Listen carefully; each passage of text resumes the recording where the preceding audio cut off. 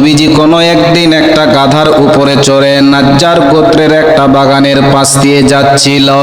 নবীজি খচ্চরের উপরে চড়ে, গাধার উপরে চড়ে সেই বাগানের পাশ দিয়ে যাচ্ছিল।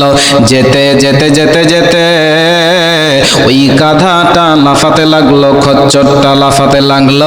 মনে হচ্ছে বিশ্ব নবীকে ফেলে দেওয়ার উপক্রম করলো। আল্লাহর নবী তখন সেই জায়গাতে নামলেন। নামার পর দেখলেন সেখানে 5টা কিংবা 6টা কবর আছে।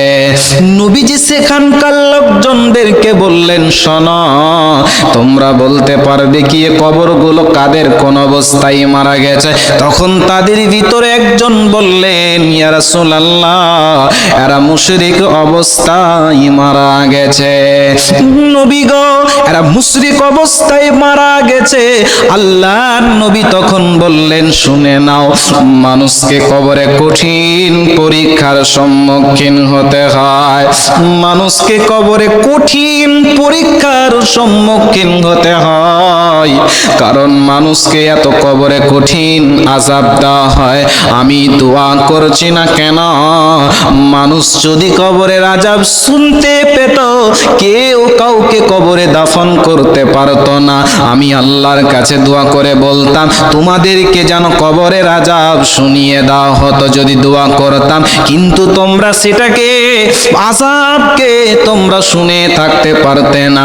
ভয়ে তোমরা কেঁপে যেতে, কাউকে কবরে রাখতে পারতে না। কারণ আমি আল্লাহ আমাকে এ আযাবের খবর শুনিয়ে দেয়। এ খবর শুনলে তোমরা তোমার কাউকে দাফন করতে পারতে না। বন্ধুরে আমার, কবরের আযাব এত খাতারনাক, যদি কেউ আযাব শুনতে পেত, তার গর্ভধারিণী মাকে কবরে দাফন করতে পারত না। যেই বাপ মা কষ্ট করে লালন পালন করেছে, তাকে কবরে কেমন করে দাফন করতেন? তোমার ছোট ভাইকে কবরে কেমন করে দাফন করতে? যে তোমার বাচ্চা 5 বছর 10 বছর পর আল্লাহর কাছে কেঁদে কেঁদে সন্তান হয়েছে, ও সন্তানকে কেমন করে কবরের ভিতরে রেখে দিতে? যে স্ত্রী এত মহব্বত, মায়া মহব্বতের স্ত্রী, ওই স্ত্রীকে কবরে কেমন করে রেখে আসতে? আযাব শুনতে পেলে মানুষ থাকতে পারতো না। এজন্য আল্লাহর নবী দোয়া করেননি যেন আমার উম্মতকে শুনিয়ে দেওয়া হয়। আল্লাহর নবী তখন সেখানে বললেন, হে লোক সকল, তোমরা শোনো, তোমরা আল্লাহর কাছে জাহান্নামের আযাব থেকে পানা চাও। সাহাবীরা বললেন, আল্লাহ, আপনি আমাদেরকে জাহান্নাম থেকে পরিত্রাণ দেন। এরপর নবী বললেন, শোনো, তোমরা আল্লাহর কাছে কবরের আযাব থেকে পানা চাও। সাহাবীরা কবরের আযাব থেকে আল্লাহর কাছে পানা চাইলেন। এরপর নবী বললেন, তোমরা গোপন এবং প্রকাশ্য ফিতনা থেকে আল্লাহর কাছে পানা চাও।